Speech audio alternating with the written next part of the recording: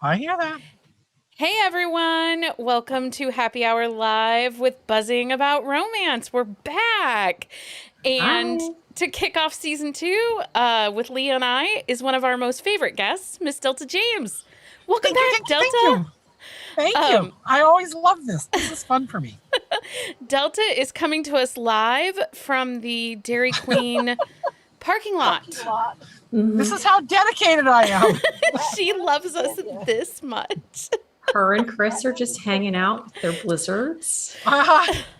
Pretty much. We were going to bring the girls, but then just thought it would be too much. Too much. That would be for those of you who don't know, the girls are our 6 Basset Hounds. So like I said, this is our first time back. We haven't had a happy hour since early June. June 10th, I think, was our last happy hour live. So it has been a while since we've had one of these. It's been a minute since we've been live and crazy. But we're happy to be back. And of course, happy to have Delta here with us. So tonight we're celebrating Delta. Her birthday was last week. That's so exciting. So kind of a bit of a birthday party. If you're looking for paranormal, dark, and contemporary Western erotic romances, you have found yourself a new author. Also, if you like book swag, follow Delta. That's what I'm telling you. She's the queen. We have dubbed you the queen of book swag. We have. I'm so jealous of the box that you're giving away tonight. Every time I see it, I wish I could win these things. Well, we were in a little store where we always keep our eyes open for baskets to put pricings in. Mm-hmm. And we were in this little store and they had these really cool tapestry bags. Mm-hmm. And so that's what this one is coming in. It's not a basket. It's this really cool, kind of good sized bag. It's really neat. It's lined and it's a heavy canvas tapestry. It's really nice. Well, just the swag in it. You've got one of your wine tumblers and a coffee mug, which is one of Leah's favorite coffee mugs. She actually I use it all the time. We were just talking this week about getting Buzzing About Romance coffee mugs. And she's like, you're going to need to ask Delta where she gets her coffee mugs, because I think those are the coffee mugs we need. I was like, I try really hard with swag to make it practical and to make sure they're good quality. Yeah. Oh, it's good quality. I use it at least once a week, if not more. No, we try. I try. I'm really kind of fussy about that. And the swag people sort of know that. It's like somebody was showing pins and I asked the gal that makes a lot of my swag, Chelsea Hancock. And Chelsea said, yeah, you don't want those pins. You would not like those pins. If I sent you those pins, you'd send them back. I went, okay. Those are not pins for you. No. Okay, so Delta writes alpha heroes that find real love with feisty heroines in her sinfully sultry romances. Welcome to a world where true love conquers all and good triumphs over evil. Delta's stories are filled with erotic encounters of romance and discipline, and they are sexy. They are very sexy. Yes, they are. They're They're very steamy. The put-out percentage is fairly high, or, low numbers, which means it's a good put-out percentage. So the rules of the night: you can ask all the questions in the chat, and we will do our best to answer them. In the description of the video are links to all the places to connect with Delta. If you follow, like, and subscribe at the end of the night, one lucky person will win a swag-filled box from Delta with a signed, it's a box full of awesome swag. And then also at the end of the night, Leah and I are going to announce the winner of our summer reading challenge, which Delta was one of our sponsors of. Mm-hmm. It was a summer reading challenge, Delta. Let me tell you, we went a little over the top. That's good. Over the top is good. Well, when Becky was counting all 4,000 bingos, 4,000. Hold on. What was it? She has an exact number. It's in the notes, actually. 4,272 regular bingos and bonus bingos for everybody's reading this summer. That's a lot of books. It was a total of 48 different people played Summer Reading Challenge over 9 cards. And each card, if you filled that entire card, you had a chance for 17 bingos. So it was crazy town this summer.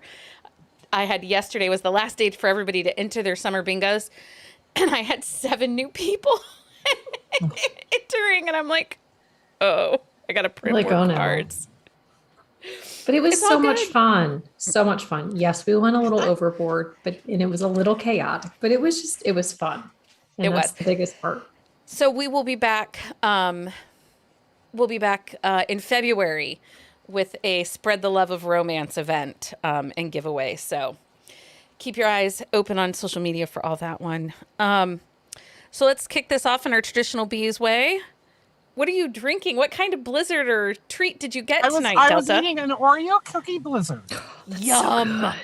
So good. Yum. That's a fave. What kind did Chris Yeah, mine get? too.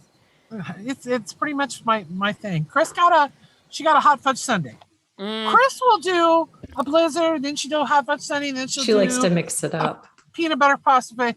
I am loyal to my Oreo cookie blizzard. So my favorite thing from Dairy Queen are Buster bars with the vanilla ice cream and the layer of peanuts and hot fudge in the center, and then the layer at the top, and then dipped in the chocolate.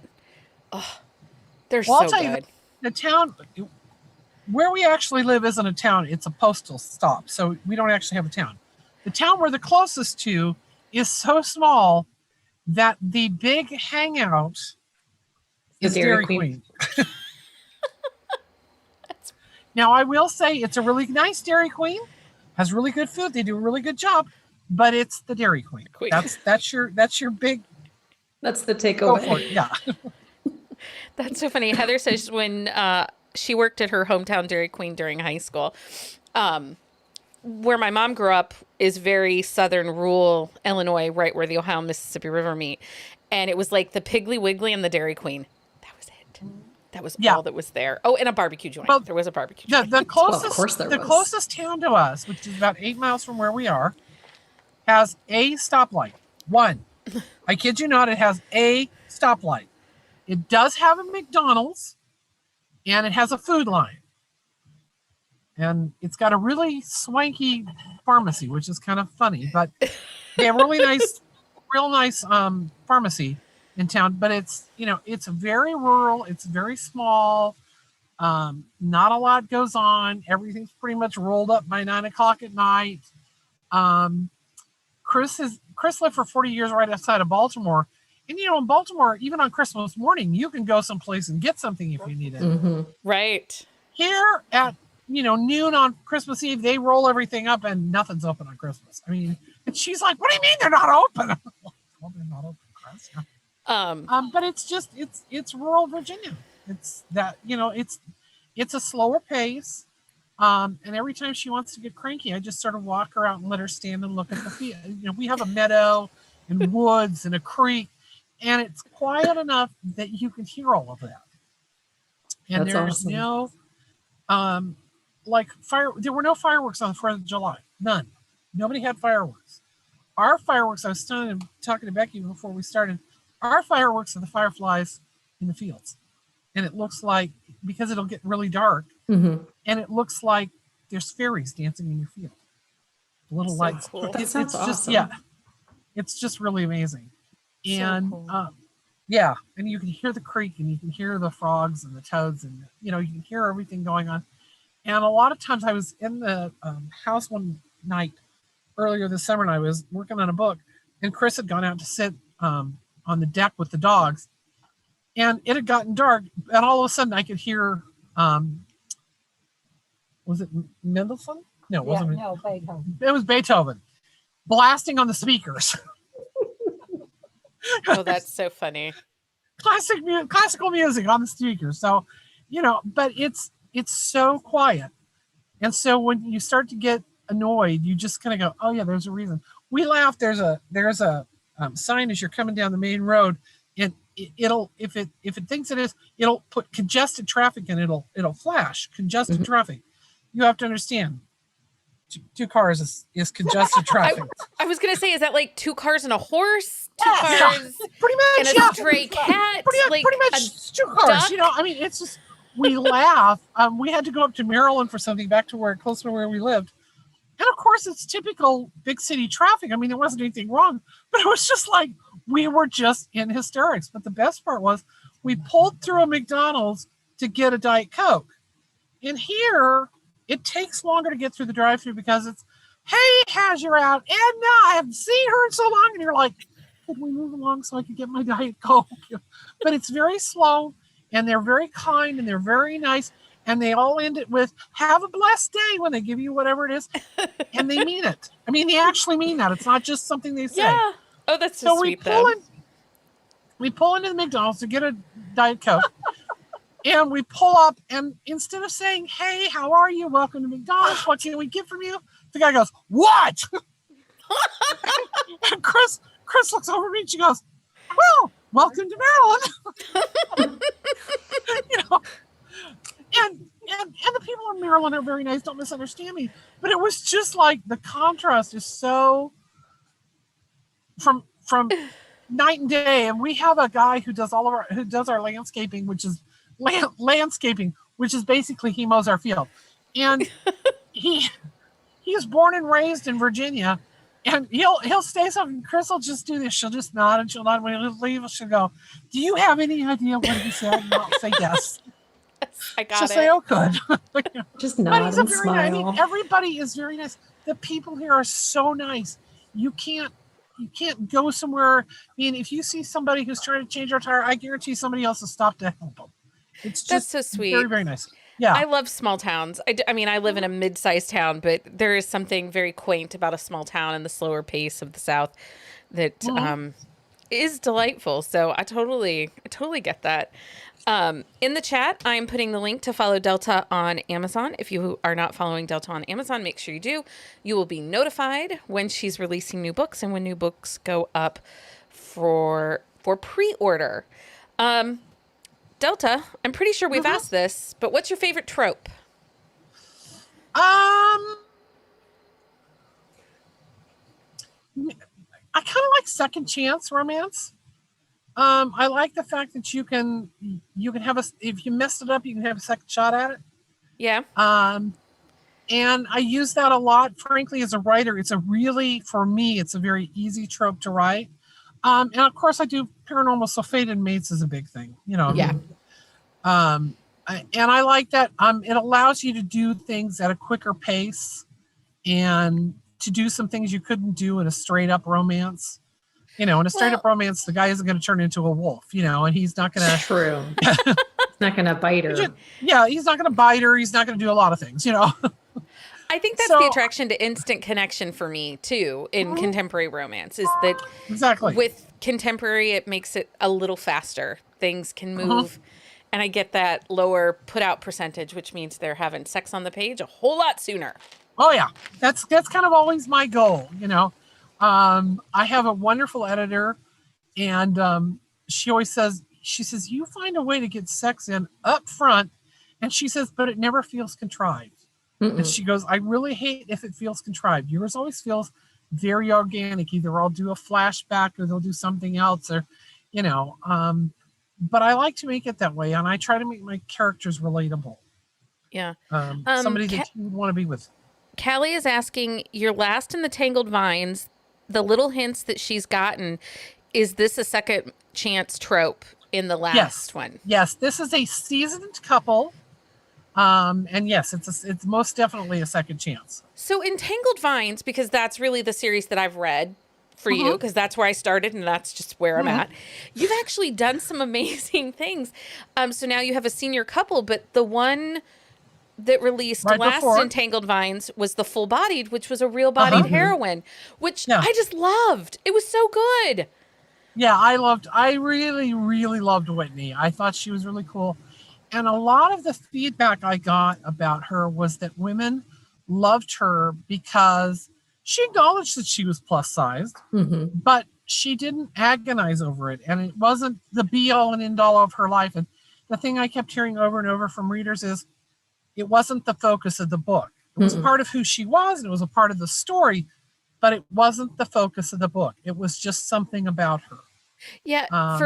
For me, because I am, a plus sized gal. Me too. one of the things that kind of bugs me sometimes when we get plus-sized characters is they're self-conscious about their hips, or they're constantly fighting the diet, or self-conscious of like, what is he thinking about me? Does he notice that I've got a fupa, that my gut's hanging over? You know what though? I might have moments in my brain, but that does not define who I am. I'm not exactly. I have never asked my husband, does my ass look big in these pants? I have never asked him because I am well aware of my size. It's just not a question. I don't think I've ever asked my husband that question though either. So yeah, I appreciate it when a character is plus size but confident, and it doesn't define them. It's embraced, and this is who I am, and love me. Yeah, and she, and I think, I think that's what people liked about Whitney was, it wasn't that she wasn't aware that she was plus size, and Jameson's this. I mean, one point she says, the man's a god. And it's so first she doesn't get it, but she accepts pretty early on that, no, he really loves her. And he really doesn't care. It really isn't important to him. Yeah. So I had a lot of fun writing her because she is very self-confident. She's very much like me. She, yes, I know all the things that I should do. And I, can tell you how much weight I can lose and all that crap. But I feel like it doesn't define me. I feel like it's not a personality trait. Weight loss is not a personality trait. Stop writing it like it is to other authors. Exactly. Not to you, but to other authors. But I feel like your heroines, like no matter their body type, no matter what kind of job they do, they're very confident in themselves. Like they have those moments of self-doubt because what person doesn't? Like you're just a robot if you don't have that. Like, but all of your heroes and heroines, like on both sides, they kind of have it. Like your heroes are very alpha. I will give you that. But they still have those moments of, maybe I'm not doing this the right way. Yeah. And I like that it humanizes them. Like it makes them real, not just this like stereotypical alpha who's like, I do it all right and fuck everybody. Yeah. No, early on, I had a gal say to me, I read other people's heroines and they're either people I don't want to know, or they're people I put up on a pedestal. They're, she says, but your women, I want to go to brunch with them, or I want to go have margaritas and nachos with them. I want to hang out with them. I want to talk to them. I want to know what's going on. So that really stayed with me from then on about being very relatable. And the other thing is I think about my books is I think books and movies and everything's done either character driven or plot driven. And I'm a very character driven person. My plots serve the characters as opposed to the characters serving the plots.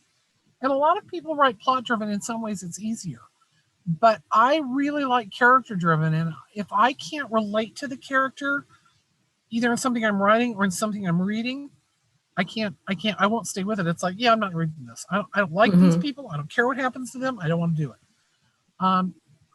So I try to write women and people that people can relate to. You may get mad at him. He may be an alpha hole at times, but everybody can be an alpha hole, even women. An alpha hole is okay. And I recently just had this. Now, I haven't experienced this in the Tangled Vines series. So, but I will say, I do not mind an alpha hole. I actually like an alpha hole. Ask Leah. I am constantly looking for the alpha holes. However, he has to be an alpha hole with at least some redeemable qualities. I recently read an alpha hole character. He was not redeemable. Like, he was just an ass to the very end. It was very frustrating. I have a real problem with people who say my hero is an alpha, and I read that hero and I think he's not an alpha. He's an asshole. Yes, there's a difference. He just is. There's a big difference. Yeah, exactly. There's a huge difference. And I don't like guys who are assholes. I mean, one of the things I don't humiliate my women. I don't degrade them. I don't, if there's a scene where they're degraded in some way, trust me, it's not going to be the guy they end up with, and they're going to get even. Yeah. So I used to go around with my publisher when I had a publisher, and he'd say, you can't have her kick him in the nuts. And I'd go, but yes, I can. He'd say, well, no, you can't. I'd say, yes, I can. It's funny because when I get mad at a hero, like my go-to is I want to junk punch him or dick punch him. Like, and it's because ask Becky, like that is like, I'll text her, be like, I really want to dick punch this like hero. Because I mean, or you call him a douche canoe often. Mine is the douche nozzle or a douche nugget. Yes. Angela just created a new hashtag for us, alpha hole with layers. I like true. it. So true. Yeah, I mean, redeemable alpha holes. Yes, I need the redeemable alpha holes. It's only been recently for me that character development became such a big piece in stories for me. I really was a very much a plot-driven, situational reader. But as I have read there's nothing wrong with that either. I mean, and I've read some really good books that are plot driven, though. I think absolutely. It depends on how the story pans out. Well, I think one of the things is for a long time, even though I don't read a lot of it now, for a very long time, I read a lot of romantic suspense. Julie Garwood's Buchanan Family series. I read Maya Banks' KGI. And I would read other authors that were romantic suspense. And romantic suspense is one of those that is very plot driven and not always character driven. And so it wasn't until I wiggled my way into mainstream contemporary that I realized that, there can be development in a story that can be done with a character. And look how phenomenal this is. It just, That's the thing about my Ghost Cat Canon. It is a whodunit over a series of 5 books. But they are still very character driven. And they are very much about the couple in each book. But there is there's this mystery, and it's a concurrent timeline. There are lots of scenes that are seen in the books because they're seen from a different point of view. And so I said to Chris, I'm working on the finale now. I said to Chris, can you do me a big favor? And she said, oh, sure. What's that? And I said, don't ever let me do this to myself again. It's just having to remember, what did I say? What did I, how did I, when did this happen? And what, it's been awful. 4 brothers. Yeah. Oh, yes. And that was the other one. She goes, well, then could you do me a favor? And I said, sure. And she goes, please don't ever write 4 brothers with all of whom have their names start with the letter C and they're all 4-letter names. She goes, let's not do that again either. I was like, oh, yes, that would probably be good. Chris, I hope you're keeping a list of everything. I am. She should not do again. The don'ts. But she also has a day, a 5-day calendar now for who's where. Chris literally did a timeline. So on this day, this is what happened. On day 2, this happened. It was like, okay, it starts the day before the murder. This happened. Day 1, day 2, day 3. So it's, it's really been very intense trying to get this written, because the other thing is, because it's been not a cliffhanger for the couple, but for the whodunit, I really want this book to be really strong and really good so that they get to the thing, they go, it was worth it. And the other thing is, I want them to go, there's red herrings galore. The other thing is, I want them to be totally surprised by who it is and yet go, oh, how did I not know that? How did I miss because that? I promise the clues are there. So that it's been really fun to do, but absolutely insane. I am excited for that series, but because of the whodunit, I haven't started it yet. Okay, I've got a lot of people have said that to me. I've bought them all, I just haven't read them. I can't handle a cliffhanger. Yeah, but like I said to people, I had some people who wrote me are really angry with me about it's a cliff. How dare you do a cliffhanger? How dare you? And I get that, but what I say is, but it's only a cliffhanger in the murder. But still, each book has a couple, and they each get their happily ever after in the book. So Leah has very firm rules. Okay, yeah. I just have strong feelings about a cliffhanger.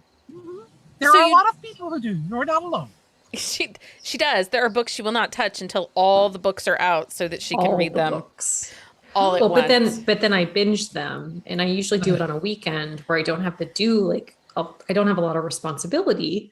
I mean, I do have to take care of my children, but that's a moot point. Yeah. So I can just read for a good for every 6 hours, and I can read them all because I read very fast. Super fast. Okay, so Delta, in August, you released The Bargain, Touch of Fate, and Fearless. Full body, too. Wasn't Full Body July or August? Yeah. So 4 books in August. That seemed like was that a slow month though? Yes. Because I swear it's like so many sometimes. I try to get out a book every 3 weeks. And then other things come. Now, like The Bargain, I wasn't planning to write that. That started out, the idea for The Bargain started as a book I'd been asked to write in the Dark Vows anthology.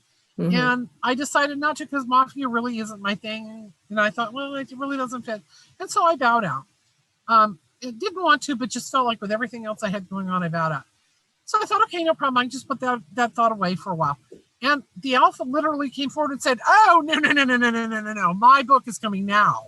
And I'm like, well, no, I have all these books over here. And he's like, I don't care. You're going to write my book now. And so I did. And as I got to the end of The Bargain, I'm sitting there and Chris is reading it. And she looks up at me and I looked over at her and I said, and she goes, it's going to be a series, isn't it? And I went, yeah. She went, yeah, I thought so. So then I had to go back and tinker with it. But then I have a couple of co-writes I'm doing that sort of, I'm doing a co-write with Felicity Brandon, which started as a joke. Felicity and I were talking about stuff and we were teasing each other about both of us are Shark Week nerds. And then she goes, oh, you should write a shark shifter. I'm like, yeah, we're laughing. And then all of a sudden there was this kind of lull and we both sort of went, maybe that's not a bad idea. And she said, if you're not going to write one, would you mind if I wrote one? I said, well, no, I mean, you can write one, but, we could write one together. And she went, oh, that would be fun. How do you want to do that? How should we do that? Because, she's in England, I'm in Virginia. And I said, you write the male, I'll write the female, and we'll swap, and we'll go back every other chapter. And she said, okay, let's try that. And so we did.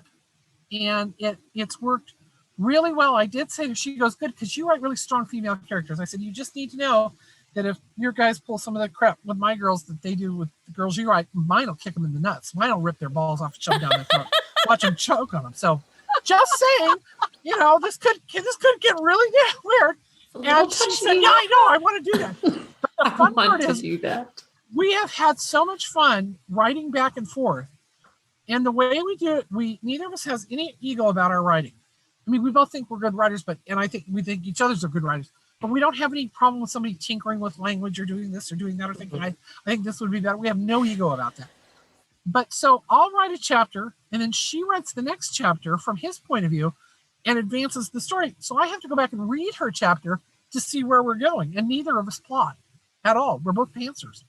So it's like we're getting like to the end of this book, and we're messaging back and forth. And she said, we could roll this up, and in a couple of. I said, yeah, I know. And she goes, well, it's really, I've loved writing with you. And I said, yeah, I'd write with you again anytime. She goes, yeah, She finally goes, I said, Felicity. She said, yeah. And I said, are you telling me you think this sucker has legs? And she goes, yeah, I really do. I really think we should make this a series. I said, okay. And she goes, how are we going to do that? I said, not a problem. I'll go back and tweak it for a series. I'll put in stuff that we can make it a series. And she goes, okay. But it's really been fun because Chris has said over and over, she said, if I didn't know you were writing one and she was writing the other, I wouldn't know who wrote what. Awesome. It is completely seamless. That's awesome. And we both think that too. I mean, it has been so much fun to write with Felicity. I can't tell you how much fun it's been to write with Felicity. So. My mother just said, can you tell Delta to slow down? You don't have closed captioning and I'm old.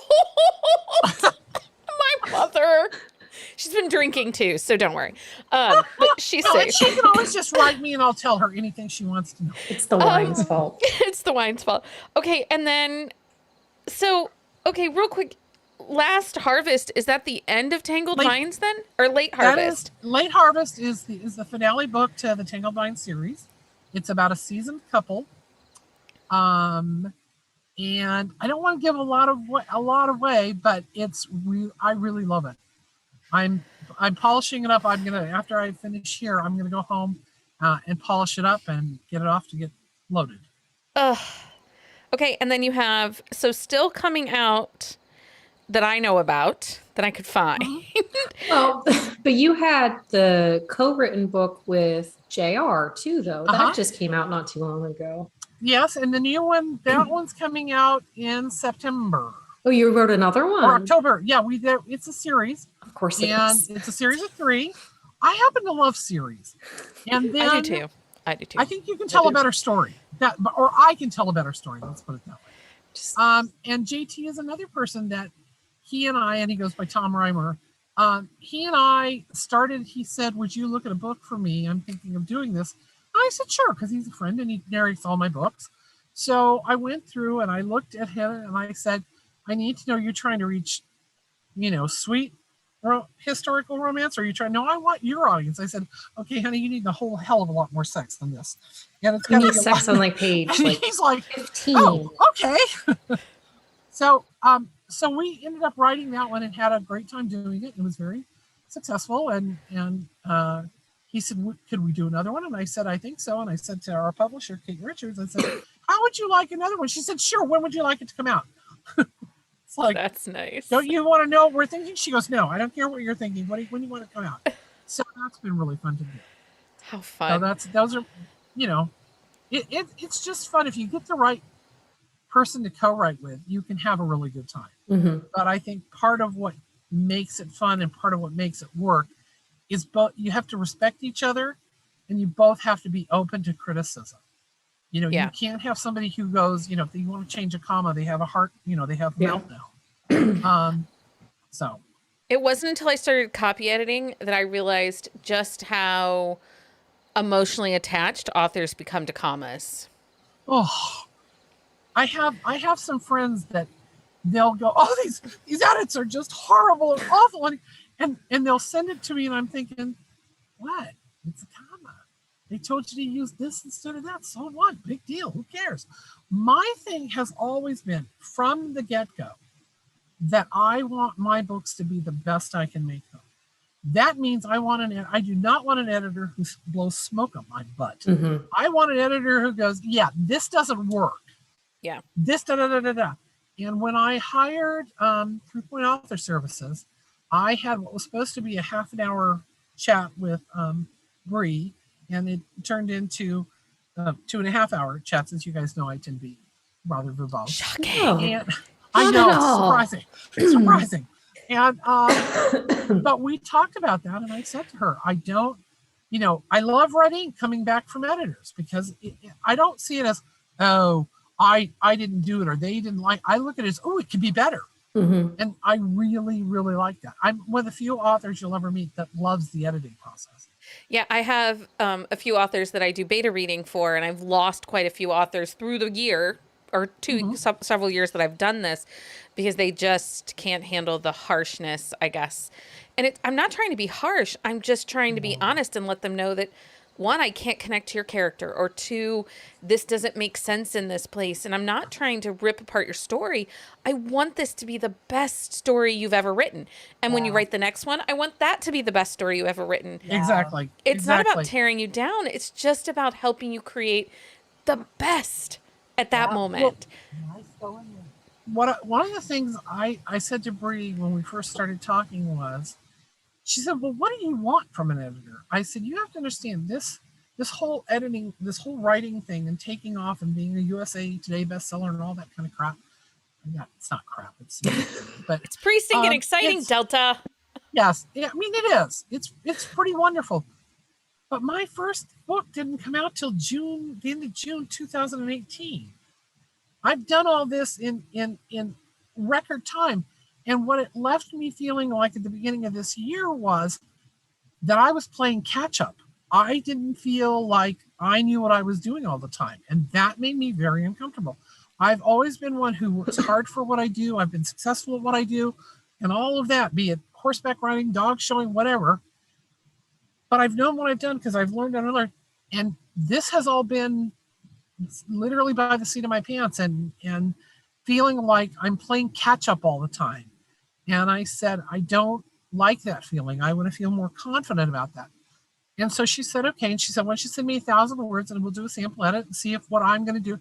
I said, great. So I did. So she sent it back. She was really excited. And her partners all looked at her and said, what's with all the red ink? And she said, well, that's what she said she wanted. And they said, it's Delta James. She's like a USA Today best-selling author. And she goes, but that's not what she wants wanted. The red. She wants it. She wants to get better. She wants to feel like, and they're like, and so of course I got it back and I said, this is exactly what I want. Yep. And it is. And I just love her to death. So Callie asked, when is Full Body in audio coming out? JT has started doing Full Bodied. It is supposed to be finished to me no later than the end of September. So I would say the first couple weeks in October. Okay, Callie, look for that in October. If you do not register for Delta's newsletter, I can put the link up for you guys to join our newsletter, and that's a great way to stay on track as to when things are coming out and how things are going. Yeah, that and being a member of the PAC. I always say this. PAC gets everything first. If it's coming out in the newsletter at the end of the week, PAC will get it at the first of the week. I have a Tuesday teaser of something that's coming each week and a work in progress Wednesday, if you can see what I'm working on. And then I do a throwback Thursday. So Tuesday, Wednesdays, Thursdays, there's always something in there that's a snippet from me. And all things bookish. Yes, you can tell you what's going on. You can see what's going on. Okay. And there's Delta's Facebook group. I never liked audio. For what? Her Facebook group. Shut up, Leah. Kelly says, I never liked audio until your books.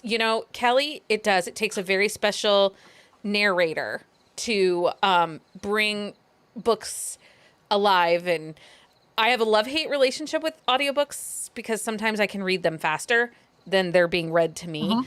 But if I'm doing, like when we moved a couple years ago, audiobooks saved me because the mindlessness of packing and, going through kids' room. When I clean my kids' room, who are teenagers, but they're gross. And I still clean their rooms. They're gross, Leah. Teenagers are gross. My 10-year-old is kind of gross, so I put the audio in my ears and I go in and I clean. And that's right. I do. I love them very much. Most of the time. Some of the time. Okay, so you're wrapping up the Tangled Vines. You're also wrapping up the Cat Canyon, correct? Correct. And that's Touch of Darkness? No, Touch of Darkness is actually the first in a new series called the Faded Legacy series. Of course it is. Here I was thinking, like, look, Becky's really on top of it. And I'm so not. She's worse than Elise when it comes to the series. Delta, do you have a Bible? Do you have a series Bible for each one? Yes. Is it named Chris? Yes. Is it named Chris? Yeah, well, she maintains it, but we actually do. We do a lot of spinning of stories and ideas in the car when we're driving and doing stuff. I drive because I find it relaxing. And so Chris sits and has her notebook and literally we'll start to spin stories and she just writes down whatever we're doing. That's so phenomenal. Then we create a Bible for it, but it makes it very easy. And Renee, who's my marketing guru, likes to have a whole series. She likes to have all the covers, which means we have to come up with all the names and some kind of blurby something so she can put them up for pre-order for people. Because I never did pre-orders when I was with a publisher. And people were always like, oh, can't you put it up for pre-order? Can't you? And I finally said, why do you like pre-orders? What does it matter? You're not going to get it any sooner. And they're like, but then once I know it's there, I can go pre-order it and I don't have to worry about it. And then it's a surprise. Oh, and it just shows up. And when you wake up in the morning, it's there. Exactly. So, so we do a lot of pre-orders and do a lot of, and I've also found my cover designers like it because they have a whole concept to work with. I'll say, okay, it's going to be five books. These are the names, and then they can sort of create this whole really unified look. And I've had a great deal of fun doing that. And so at the beginning of the year, I had this whole plan out of all I was going to do. And I said on the pack, what do you guys want to see? And the overwhelming answer was more Wolf Shifters, more Wayward Mates, something connected to that series. So I did Tangled Vines, and then that was really well received. And so it's amazing. they said more. So I did the Fated Legacy, which is basically the kids. It's second generation for I love a second generation and Tangled Vines. So does Nikki know that there's a second generation out? I know she couldn't be on tonight, but we'll have to make sure Nikki knows. We'll text her. I'm Strong is the last. Yes, Ghost Cat. The last Ghost Cat Canyon one. They are on my list. Well, I looked it up. And we're running a contest right now for Who Done It in the Ghost Cat Canyon. And the end date for putting in your guesses is the day before Strong comes out. And then whoever wins. Leah, are you putting it on your calendar so that you can go read it? No, I was looking up the date. September 29th. It comes out September 30th. So you would have to have your whodunit guests in on the 29th. Right. I was doing something smart there. And by that, and what they win is the full set of the books in paperback, all signed.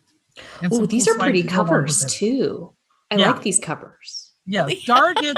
They would look very nice on my shelf. Yeah, I love doing covers, and I'm very lucky. I work with Danny Renee and Betty Schruffler and Dar Albert, and they just sort of get me.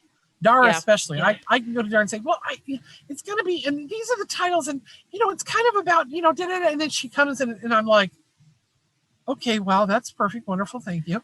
Yeah, I haven't ordered them yet, but I want the Tangled Vines in all the paperbacks. I'm going to need them because those covers are just, and really the full-bodied cover, I think, is my favorite. It used to be the first one, and then I was like, nope, full body, it's winning right now. But maybe it's because I love that book so much.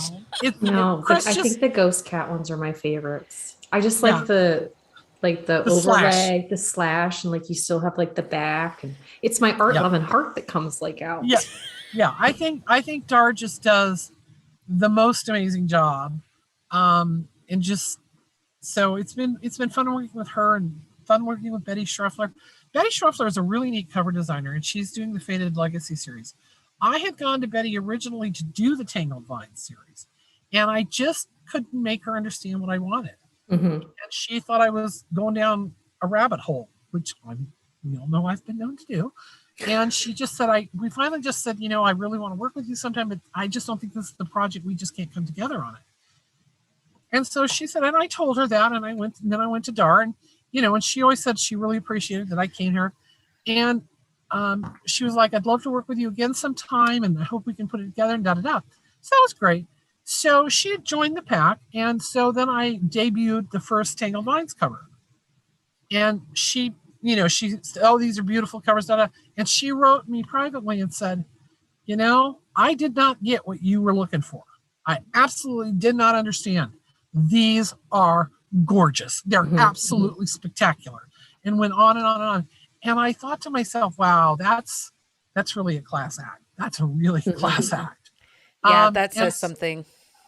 And so she did a pre-made sale and invited me, and she did this cover, and I just jonesed over it. And Chris finally said, buy the damn cover. You're driving me nuts. So I bought the damn cover, and that's the touch. And I thought, oh, this is perfect. I'll do it for New Orleans. I can debut it at the conference. It'll be Touch of Darkness. That works. It's a great. And then it became a whole series. It became the Fated Legacy series. So okay, so Angela in the chat is asking, you, Delta, are new to her. Where does she start? She's starting to get a little lost. I would start, honestly, with the Wayward Mate series. I would start with Brought to Heel. Mm-hmm. I randomly started with the Tangled Vines series, and I wasn't lost. Okay, good. So I read because you had a prequel, a short little novella, and then I read the rest of the books. And the great thing about Delta's books are they're in Kindle Unlimited. Yeah. So most of them are. And if they aren't now, they will be. Ghost Cat Canyon is wide, so it can't be in Kindle Unlimited. But we're going to flip it and the Tangled Vines series down the road. And so then Tangled Vines will be available to people with Nook and Apple Books, that kind of thing. And the Ghost Cat Canyon series will go into KU. Okay. So we're going to flip that. I know a lot of authors don't like KU. I'm a big KU fan. I have way too many readers who are voracious readers. Yeah. They can't afford $4, $5, $6, $7, $8 a book, but they can afford $10 a month. Yeah. I could not read at the rate that I do if it was not for KU and Becky's library. I was going to say, I was a library kid for so long. And when we had a young family, I didn't have money for a book budget, with my boy child and everything. So I was dedicated to my library. And I'm lucky where I live. We have an excellent ebook library that's available to our state. And it's only been in the last 3 or 4 years that I have been able to, one, purchase books and also have started using Kindle Unlimited. And I love it, again, because I can read a book a day. Exactly. And me too. I can't afford, I balk at some of the big publishers, the big 5, when an ebook is like $12.99, but I could get the paperback for $14.99. No, thank you. I'll tell Leah all the time, I'm just going to put this on hold at the library. I'll read it that way. Yeah. Like I said, I because I wanted to things I want to do with my writing, I needed to go wide. So I said to Renee, we're going to need to step up the release schedule. And she said, she did one of her things where she looks at me and went, why? And I said, because I need to have a series in KU at all times. Yeah. And she goes, okay. And I said, I need to have this. Well, you don't make as much money. No, you don't make as much money on page reads as you do on somebody buying a book. I'm not going to say I don't care, but I don't care. Kindle Unlimited people are what made my career. I am not going to forget that. Not now, not ever. I will always have a series going in KU, period. I had some people write me about Ghost Cat. Why isn't this in KU? You're abandoning your KU readers. And I said, no, I'm not. And you know what? If Amazon said you could have stuff in KU and go wide, I'd have it all in KU. Yeah. But Amazon won't let you do that. No, they have rules. That are stupid rules. And so my response to that was, fine, I'll bump up my release schedule, and I'll have one series going wide and one series in KU, and then down the road in a couple months, I'll flip the two. Yeah. Because the other thing is, people who don't read Amazon were not being able to read my books because they weren't wide. Well, and that's the other problem too, is internationally, you have quite a following internationally, and KU is not available in every country. No. So therefore, some of your more dedicated fans, you might be missing because they're in the EU and don't have access to Kindle Unlimited. Exactly. So no, I mean, you're a smart businesswoman, lady. So we're going to give you all the props and respect for that. I respect my readers. I mean, I really do. When we were in Dallas, somebody said, how come you never call them fans? And you guys have heard me say this before, and it's because I don't like the power differential it sets up. I see the reader and the author as having a symbiotic relationship. They don't have something to read if I don't write it. I don't have a business if they don't read it. It's a symbiotic relationship. It goes straight across. There's no higher, lower. That's straight across. And because of you, Delta, it made me rethink how we term things.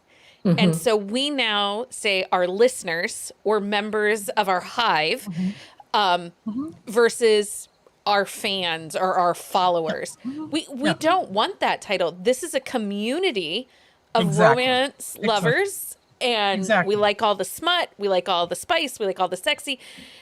And we want every member to feel like they are a part of our community, be it author, be it listener, be it my mom. We just want this community to be whole. And so because of what you said about, I like to call them readers, I'm not really big on the fans term, it made me and Leah rethink what we say. So yeah, and I will actually, Chris laughs at me because she says, do you realize that you actually correct people when they do that? And they went, what? And she goes, if somebody says something about, and it's not just if an author calls them a fan. I've had readers say, I'm your biggest fan. And I'll say, no, I don't do fans. It's a reader. You're my reader. They're like, okay. And I had one girl say, but reader girl doesn't have quite the panache of fangirl, and was teasing me about that. And I said, get over it. It's just not something I want, So how was Dallas? Dallas was fun. It was really fun. It was very small. Their COVID numbers jumped up the week before. There was a huge thunderstorm. It was nice for the people who came because I got to spend a lot of time with authors. But Dallas 2 years ago was like wall-to-wall people. This was very laid back. We had, if we had half of the numbers. Mm-hmm. But I know how much you've missed like conferences and being like face-to-face with everybody. So. Yeah, I do. I'm also big on, like if Chris and I are going someplace or we're going to go, I'll just sort of announce this is where we're going. I announced I was delivering when we had a puppy, and I was going to deliver the puppy to her new owner. And I said, I'm going to be in the parking lot at this time. And I had 5 or 6 people show up, and we had the best time sitting in the parking lot. I get into trouble sometimes with event organizers when I say you don't have to buy your book at my event, at the event. If you have one of my books and I'm at an event or I'm someplace I'm going to be, I'll sign it. I'm not going to tell you no. I'm just not going to do that. I think it's rude.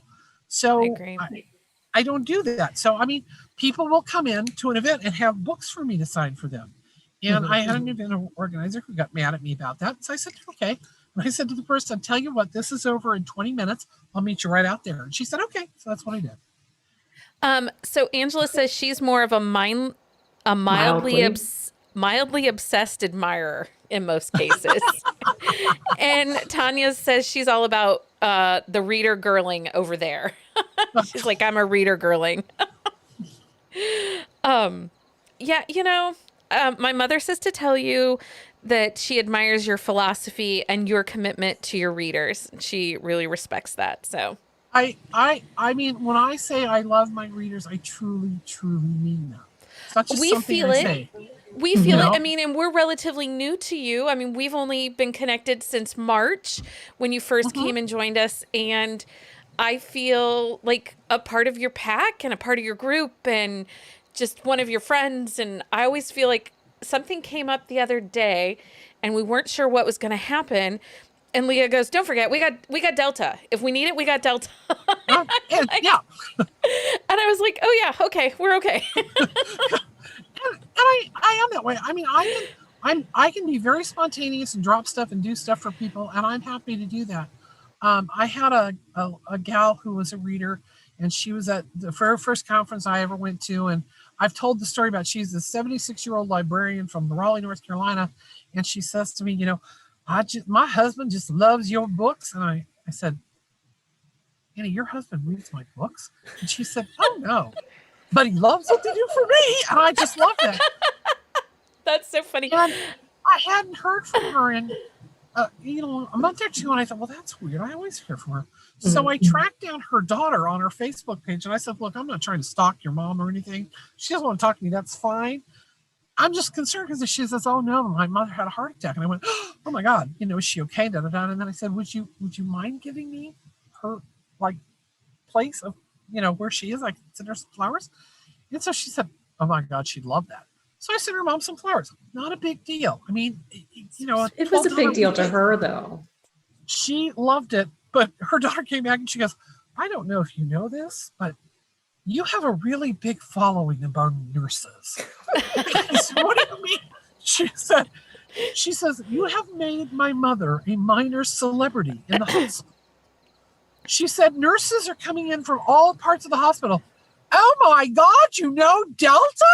She's like, oh, yes, I do. So funny. It's just been wild. So, Tanya if I can lift somebody's spirits, yeah. Tanya wants me to tell you that you are an incredible person and she loves you even if you weren't the goat. She thinks you're the goat. Oh, thank you very much. You know what, Delta, you have no idea how much love and sunshine you give to people, honestly. I'm not sure. I'm sure that you feel it because you give so much and you have such a big heart and you're so caring. I get so much back. But that's the thing you guys all forget. I get so much more back. you just have a light about you and a power that it draws us in, it keeps us coming back. And it's not just your story. I mean, you write incredible stories, but it's your heart too. Like you just are just one of the greatest. So, I always am happy. Like I was talking to Leah, I'm like, we're so behind today because with finishing up summer reading and we have the readathon coming up on Monday. And I said to Leah, I didn't really put a lot of notes together for tonight. And she goes, it's okay. It's Delta. She will carry us through. Just give her a podium and she'll talk. No, I was like, Becky, all we have to do is say hi and then be like, all right, we're good. See, that's Leah's a very sweet way of saying we can't shut the girl up. It's the problem. No, but we love when you're here because it's just so like it's just a pleasant experience, and like you are just so kind and so like I just love talking to you. Honestly, like I could talk to you for hours and hours. It's easy. That's the thing. It's so there's no stress, there's no worry. Like you come on, and Becky and I like can just hang out and do our thing. Like we don't have to worry or like. We're not putting on a show. It's not. No, we don't have to worry about feels carrying very much the like that to me. Yeah, yeah. It just feels like I'm just talking to my friends. I'm just hanging out, talking to my friends. Okay, so real quick, Callie, I wanted to tell you and remind everybody that's on here. On Monday, September 6th, is National Read a Book Day. So in honor of National Read a Book Day, one of our podcast contributors, Carolina, she and I are going to be live from 12 p.m. Central Standard Time till 8 p.m. Central Standard Time with 14 different romance authors coming on and reading from their books. So we'll have a new author about every half an hour. So make sure you like and subscribe to our YouTube channel. And the reminder is set up so that you can click remind so you can join us. On Monday, it will be a day filled with giveaways and shenanigans and so much fun. So if you're enjoying tonight, you should definitely come back and join us on Monday. Kelly says, reminds me when Catherine told Maddie that Marco loves her books. That's what Callie said. And Susie says, Delta's never met a stranger. True story, Susie. Yes. Even Chris is in the background going, true. Yep. Yeah. So true. It's true. Yeah. Oh, God. At Lowe's? Let me tell you when we tell us your Lowe's story. Puppy, we have a puppy who's now all of our girls are named after characters in books. And Skylar is our newest puppy. And we took her to Lowe's to get some socialization. And I had her sitting in the basket and Chris had said to me, need to go to Lowe's. And I said, well, let me put on my face. And she said, no, it's 7:30 on a Saturday and there's nobody going to be there. Let's just go. And I'm like, no. Famous last words. Let's just go. Yes, exactly. So I had on no makeup. My hair was a mess. We drive and I've got Skylar the puppy with me. And these people, of course, she's a Basset Hound puppy. She's adorable and she loves people. So people are, oh, puppy. I mean, who doesn't love a puppy? Yeah, and she's a Basset puppy with the long ears and the big feet. They're adorable. And so she's, this lady says, oh, what's her name? And I said, her name's Skylar. And she goes, oh, my absolute favorite character's named that. Oh, my God, you're Delta James. We had this lovely conversation with her. She's a very nice person, and she does know all the books. And so when we got out to the car, I looked at Chris and I said, never again hear me ever again. So funny. Because invariably, if I don't, I get recognized. And it's wonderful. And don't ever think if you see me, you can't come up and talk to me because I love that. But I also think there's a part of me that says, I'd like to look nice for my readers. I don't want them to think, really, that slump is, I'm reading her books. What the hell does she know about romance? But you were in puppy mode. You had the puppy. I did. Yeah, that was the God-saving grace was I had the puppy. So funny. Okay, so viewers that are here with us right now, give us a hey in the comments so we know you're here, so we can draw the winner of our swag that Delta is providing tonight. There's a cutting board and a mouse pad. It's so fancy. It's a so nice fancy charcuterie board. There was preserves, a jar of preserves. What else did we have? I don't know. There was so much good stuff. Bookmarks. I don't know. Delta always has the best swag. Well, and she has those nice metal bookmarks too. Granted, my daughter hijacked it, so I don't get to use it. Not that I read a paperback anyway, but I get that from readers who I've sent like pins to. They'll say, can I buy a pin from you because my husband stole mine? It's like, or they'll come by and they'll say, oh, my husband's going to steal this coaster. It's like, take two. Like, the coasters are so nice. They're like the nice thick cork ones. Yeah. Oh, well, they work really well. This one? Yes, that one. My girl child actually stole my eyeglass wipe because she had got my husband uses it. Well, we had gotten one from the eye doctor, and she's like, I don't like it. It feels weird, and she has a thing with texture. And I'm like, okay. She goes, well, do you have another one? And I was like, yeah, my Delta James one. She's like, can I have it? I was like, yes. She's like, okay, I'm keeping this. I'm like, oh, stinking children. Yeah, well, like I said, I really, and tell your daughter I understand what she says, because I'm a real texture person about how things feel. And if you don't like things feel, I'm not going to do it. Like I said, Chelsea, when I looked, another author that she worked with, had some pens that looked nice, and she said, you won't like those pens. They're made of plastic. They're not very nice weight, and the styluses aren't that good. She goes, I know you. You'd look at these and go, Chelsea, why did you send me this? So mine are these nice heavy weight with a nice stylus on the end, and you have a nice pen. Pens. Yeah, and I have a thing about pens, about how it feels in your hand, how it writes. She gives good pen. She gives good pen. I'm telling you, Delta, we tell everybody. Everyone will be like something, and we'll say, oh, Delta, she's the queen of swag. You should see what she has. Like, when someone said, what are we doing tonight? Like, who was coming on for the happy hour tonight? And I was like, oh, it's Delta James, and she gives good swag. It's like a verb. Like, we make it an action. You give good swag. Well, I actually, I've had a lot of people want to buy swag, and I don't want to like have stuff stocked in my house.